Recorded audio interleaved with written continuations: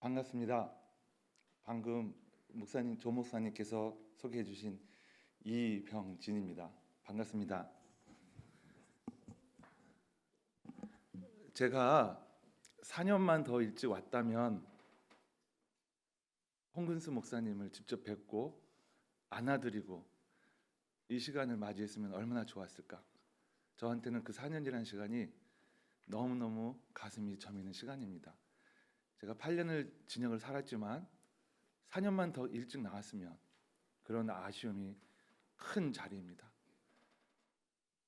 그러니까 그런 마음 때문에 마음이 아팠는데 우리 사모님이신 김영 목사님께서 저를 꼭 끌어안아 주셨습니다. 그러면서 느꼈습니다.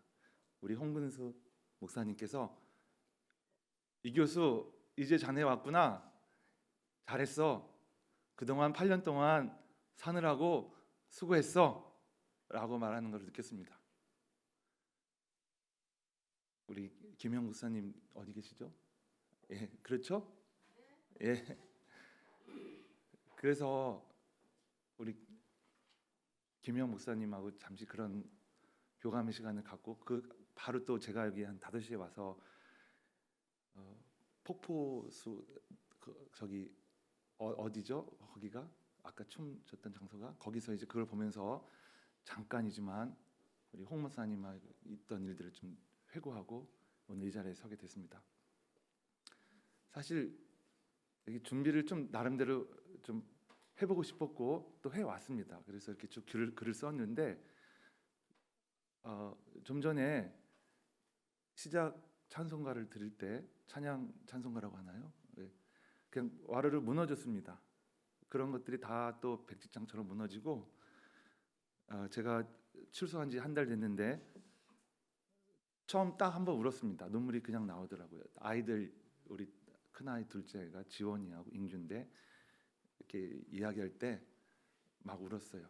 그리고 좀 전에 이 찬송가를 들으면서 이 수건이 있어 냄새가 날 정도로 눈물이 났는데 읽어드리겠습니다. 170장이라고 하나요? 찬송가? 네. 모두 이 땅이 하나됨 위에 갈라진 우리 하늘 되어 땅이 되어 오직 한 소망 통일을 위해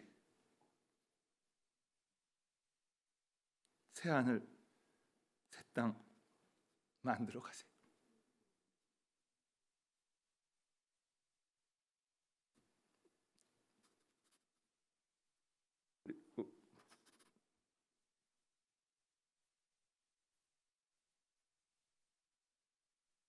아마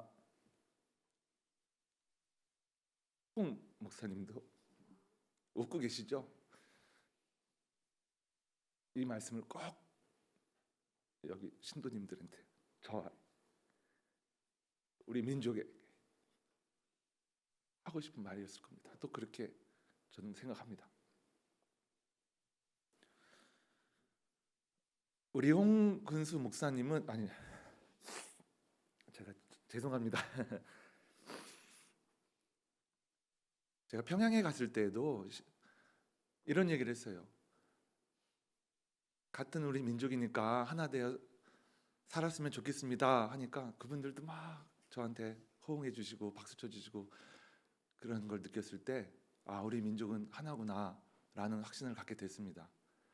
벌써 한 20년 전 일이죠.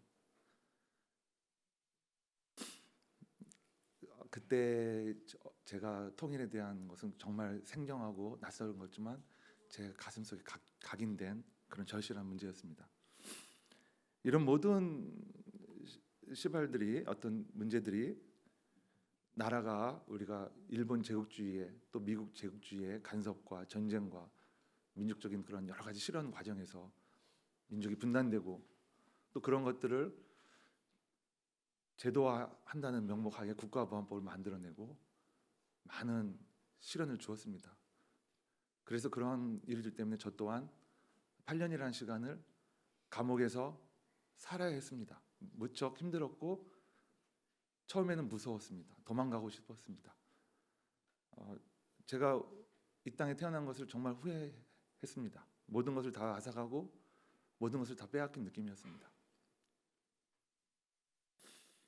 그런데 우리 홍근수 목사님이 쓰신 여러 글들이 참 많습니다. 어제도 밤늦도록 인터넷에서 그런 것들 다 읽지는 못했지만 저한테 딱 각인된 말씀이 있으셨습니다.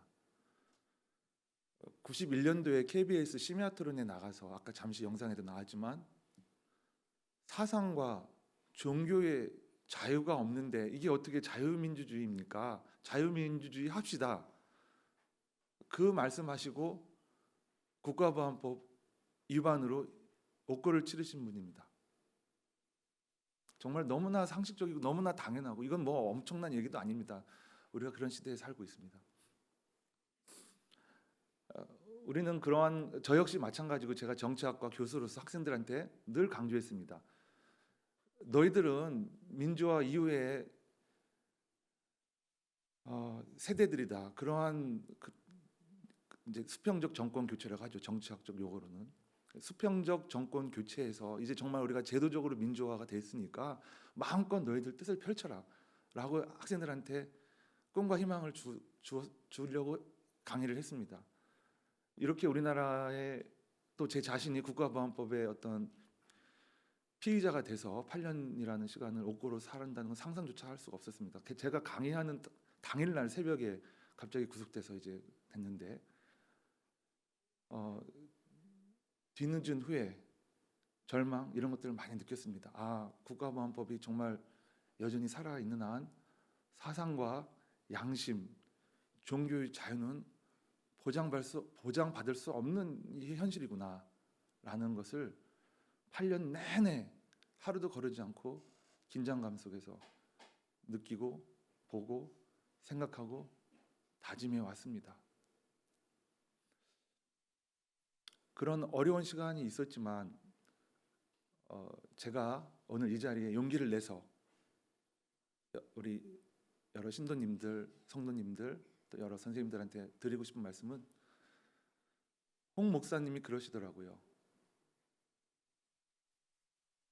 감옥을 가기 전하고 감옥에 갔다 오고 나서 나는 신앙적으로, 신념적으로, 정치적으로 변한 거는 하나도 없다.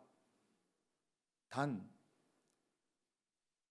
더 단단해지고 더 강해졌다. 라고 말씀하시면서 얼마나 힘들었겠습니까? 국정원의 지하실에 끌려가서 취조를 당하고 재판받고 피말리는 그런 상황일 텐데 긍정적으로 그걸 이겨내시고 감옥이라는 것을 통해서 더 단단해지고 더 많은 일들을 할 수 있었다는 확신을 가졌다는 이야기를 했을 때 저한테는 큰 위로와 힘이 되었습니다. 그래서 아마 제가 오늘 이 자리에 설 수 있었던 것 같습니다. 저는 그러한 우리 홍근수 목사님의 뜻을 제 가슴속에 그대로 느끼고 그런 것들을 여러분들한테 다짐하는 그런 시간을 갖고 싶습니다. 이제는 울지 않을 것입니다. 당당하게 시대의 불의에 맞서고 또 우리 아이들이 전쟁과 외세의 간섭 없이 아이들이 하고 싶은 대로 마음껏 꿈을 펼치고 남과 북이 저 만주 벌판, 저 시베리아, 유럽까지 자유롭게 다니면서 마음껏 평화로운 세상에서 살 수 있도록 내야 되고 또 그렇게 할 것입니다. 저는 이제 더 이상 물러설 곳이 없습니다. 또 그래야만 하는 게 우리 시대가 갖고 있는 또 저와 여기 계신 모든 분들이 함께 해야 될 소임이라고 생각합니다.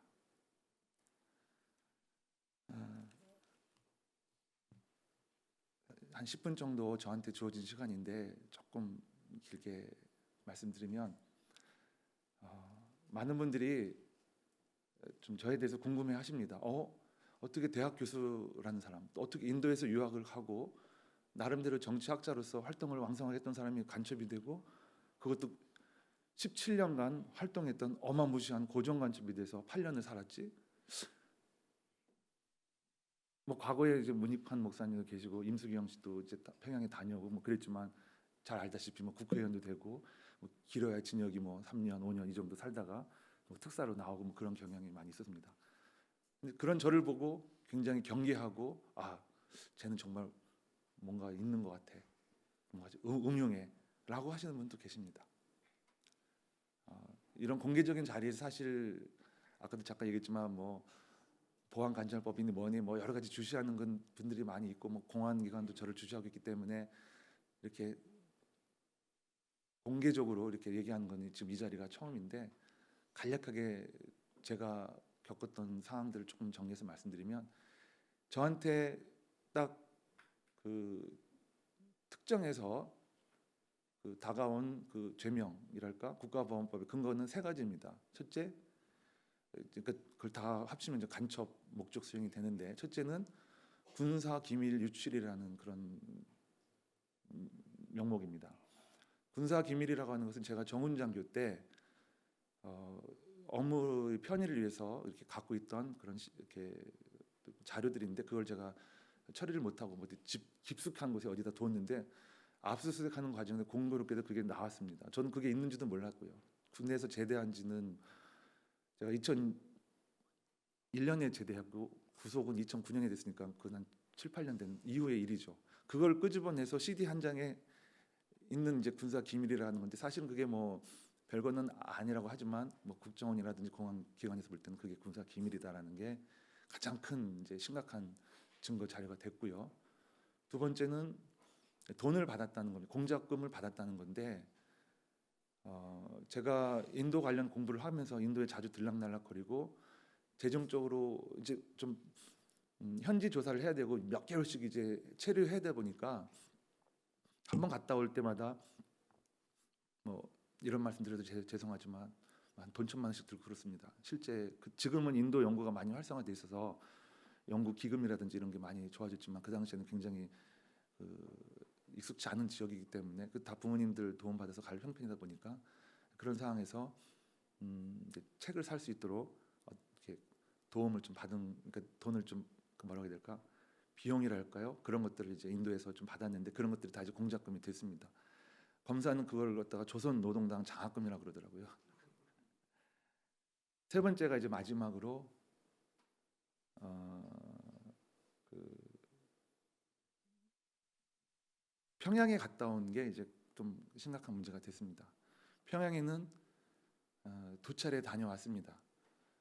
이 모든 일들이 이제 사실은 평양에 갔다 온 것 때문에 이제 시작이 돼서 국정원은 저를 한 15년 이상 계속 관리를 하고 있었더라고요. 나중에 알게 됐지만 제가 인도에서 유학한 시절부터 일거수일투족을 계속 알고 있었다, 계속 지켜보고 있다가 이명박 정부 들어서면서 이제 그걸 했다 이제 하나의 어떤 분위기를 전환하는 그런 계기로 이제 만든 그런 사례가 됐던 거죠. 그래서 그 세 가지가 저한테 그러니까 된 중요한 건데 평양에 갔다 온 것은 공소시효가 만료된 상황이었습니다. 15년이 공소시효인데도 불구하고 이제 그런 어떤 그런 식으로 계속 사실상 공소장에는 직접적으로 이렇게 들어가 있지 않아야 될 내용인데도 그렇게 막 부풀리면서 마치 평양에서 갔다 온 이 시점부터 구속되는 그날까지 그 고정간첩이 돼서 활동하는 식으로 이제 언론에도 알려지고 재판도 그렇게 받고 그렇게 됐습니다. 그 과정에서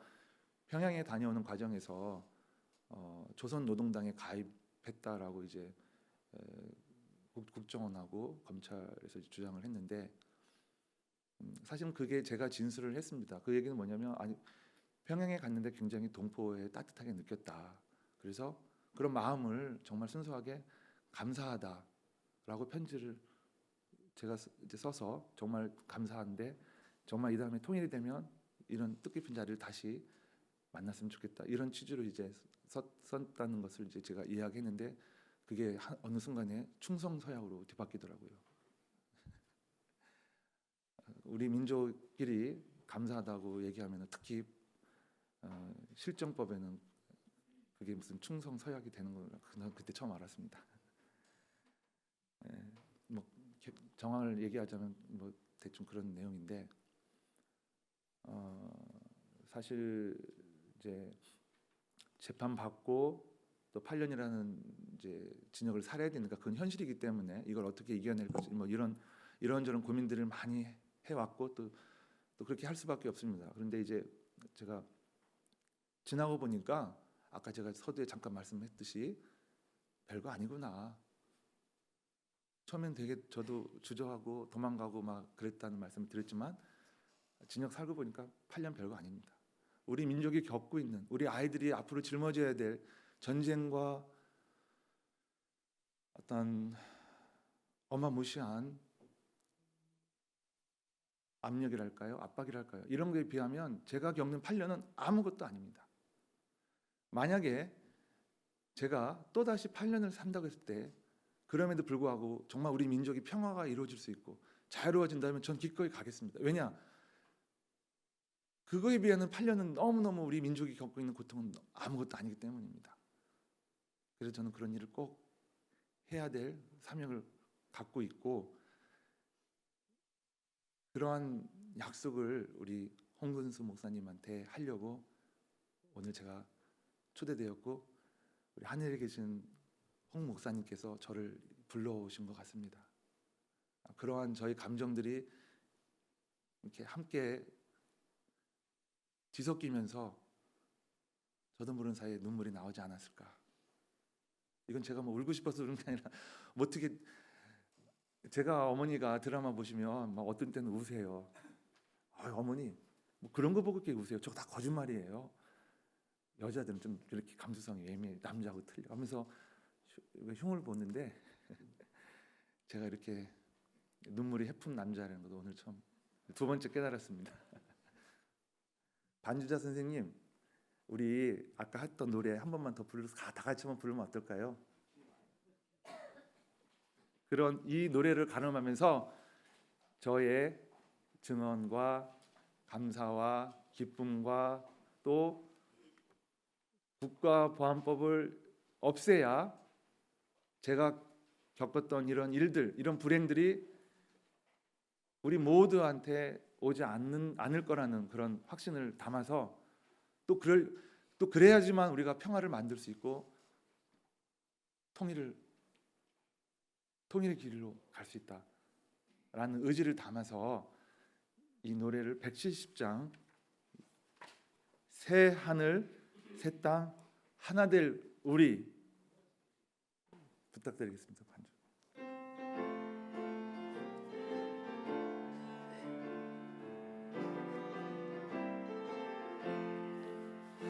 모두 이 땅이 하나 되기 위해 아직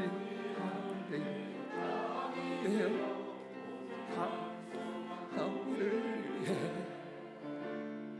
새 땅 만들어 가세.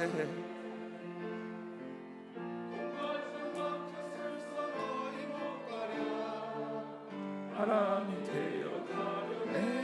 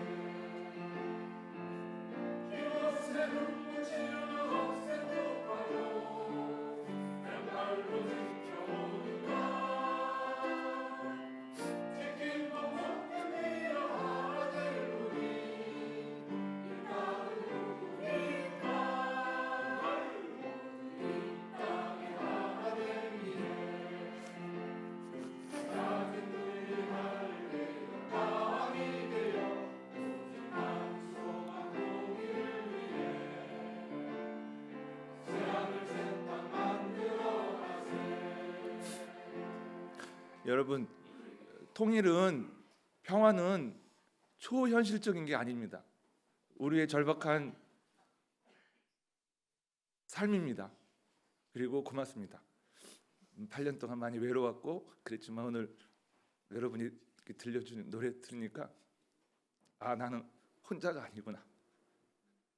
마음이 치유가 됩니다. 그리고 용기가 생깁니다.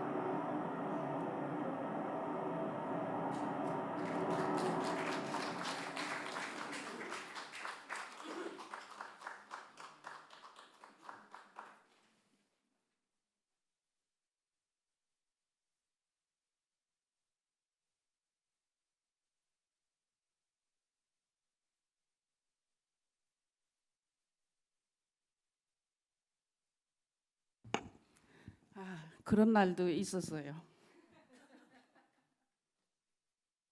영상을 정리하다 보니까 그때가 그날에 이런 날이 있을 줄 몰랐지요.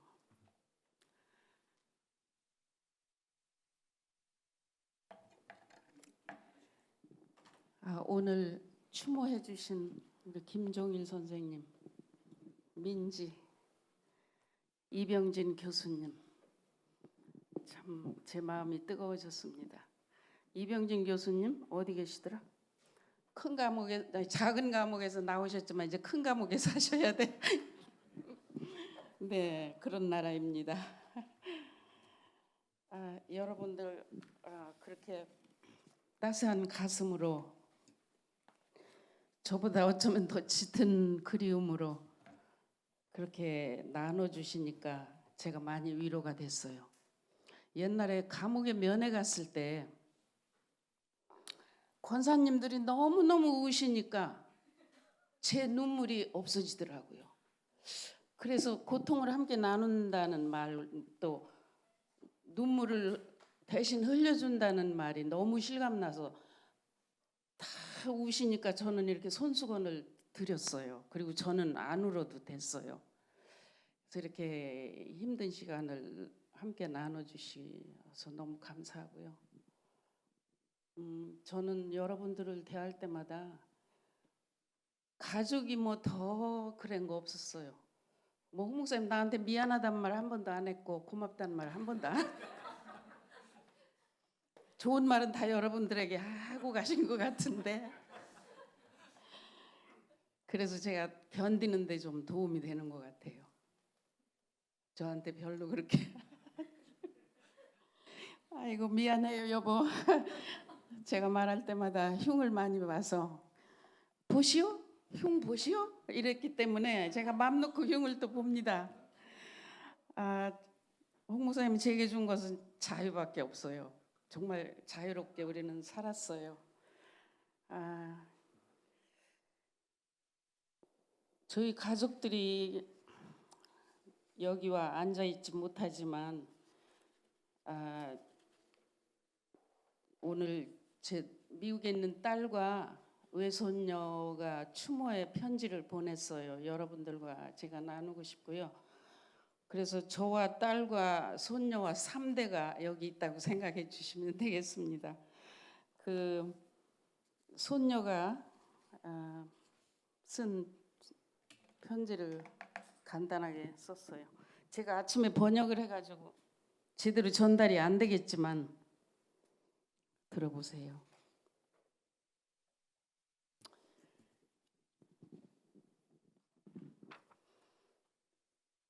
하이 할아버지. 할아버지 그립다는 말을 제일 먼저 하고 싶어요. 지금 할아버지께서 우리 가족과 함께 즐거운 순간들을 함께 하실 수 있다면 얼마나 좋을까요?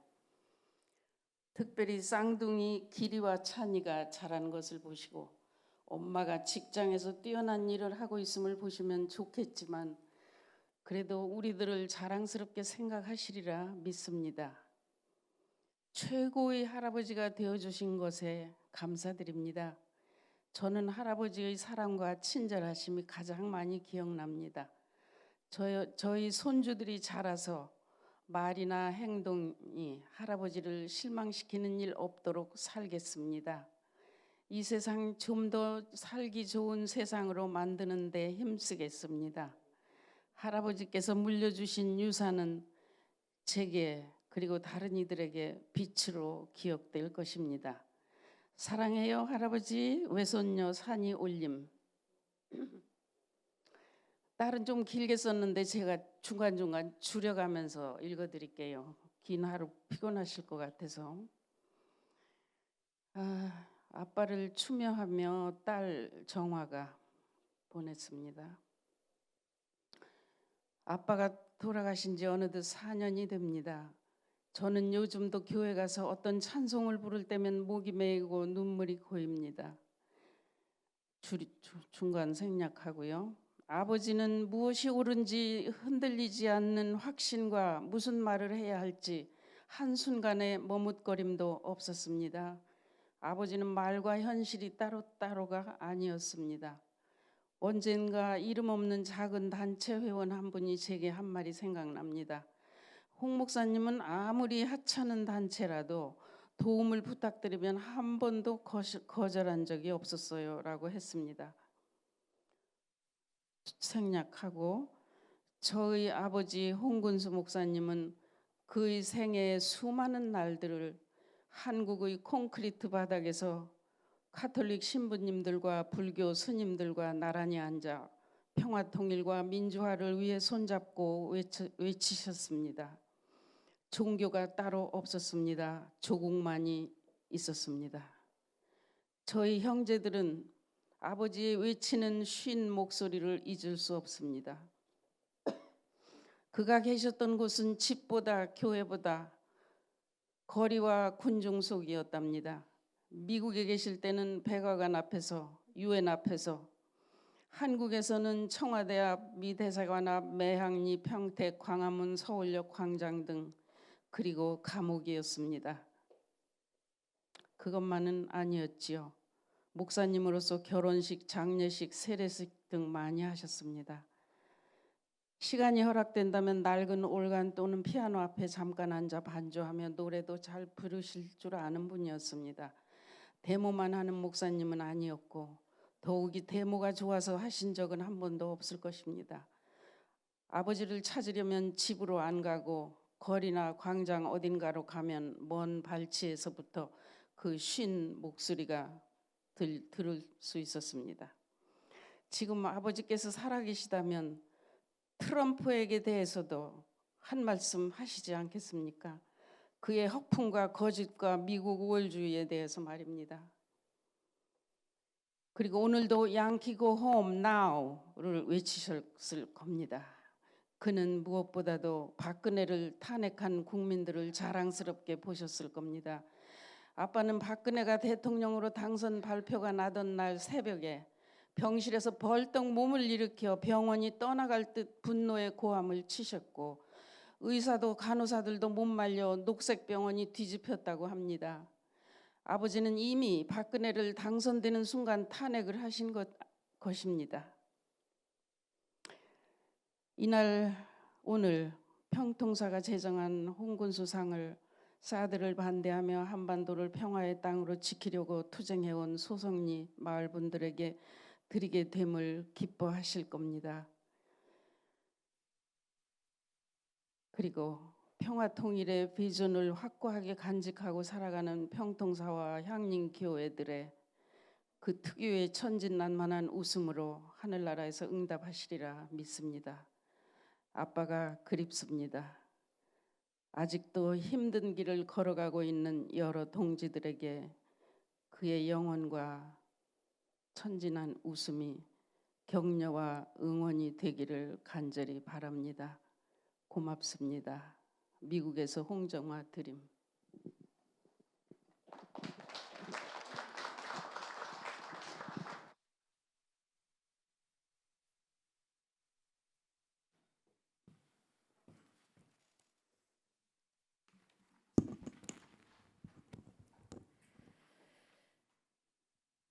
네, 저희가 이제는 저희들의 차례인 것 같습니다. 함께 추모의 마음과 몸 함께 드리겠는데요. 우리 이 시간은 국악찬송 111장 뜨거운 마음 함께 부르시면서 저희의 마음을 담아서 또 감사의 마음을 담아 함께 헌화하겠는데요. 우리 피아노 쪽으로 이렇게 오셔서 헌화하시고 저의 이쪽 방향으로 이렇게 나가주시면 좋겠고요. 자리에 헌화 끝나시면 앉지 마시고 저희가 큰 마음 모아서 좀 둥그렇게 서서 평화와 통일을 기원하고 또 홍근수 목사님을 기억하며 함께 마지막 축도에 함께 공동 축도로 마치도록 하겠습니다.